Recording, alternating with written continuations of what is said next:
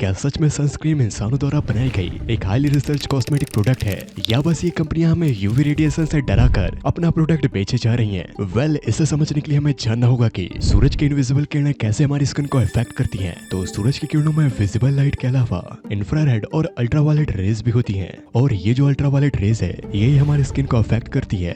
ये भी 3 टाइप की होती है, यूवीए, बी और सी। सबसे हार्मफुल होती है वैसे तो यूवीसी, जिसे हमारी अर्थ की ओजोन परत अंदर आने ही नहीं देती, पर यूवीए और बी अंदर आ जाती हैं और यही खेल बिगाड़ती हैं। अब यूवीबी करती क्या है पता है? जैसे ही वो हमारे स्किन पे पड़ती है तो हमारी स्किन के ऊपर की लेयर एपिडर्मिस लेयर को पेनिट्रेट करती है, और एपिडर्मिस लेयर के स्किन सेल्स को केराटिनोसाइट्स कहते हैं। यूवीबी इन्हीं केराटिनोसाइट्स के डीएनए को डिस्ट्रॉय कर देती है, और इसी की तबाही को रोकने के लिए हमारी बॉडी रिस्पॉन्ड करती है और डीएनए को रिपेयर करना शुरू कर देती है, और वो एक प्रोटीन P53 को रिलीज करती है। अब ज्यादा यूवीबी के एक्सपोजर से इस बेचारे P53 का म्यूटेशन हो जाता है और स्किन सेल से हुए डीएनए का डैमेज रिपेयर नहीं हो पाता, और यहीं से खेल बिगड़ जाता है। डैमेज हुए स्किन के सेल्स डिवाइड होकर स्किन कैंसर के स्टेज तक पहुंच जाते हैं। पर इंटरेस्टिंग बात तो ये है, हमारी स्किन के लिए यूवी रेज भी जरूरी है, क्योंकि ये हमारी स्किन में विटामिन डी का सिंथेसिस करती है। यूवीबी स्किन में मौजूद कोलेस्ट्रॉल को विटामिन D3 में कन्वर्ट कर देती है। वहीं यूवीए रेज स्किन में और डीपर जाकर डर्मस लेयर तक पेनिट्रेट कर देती है।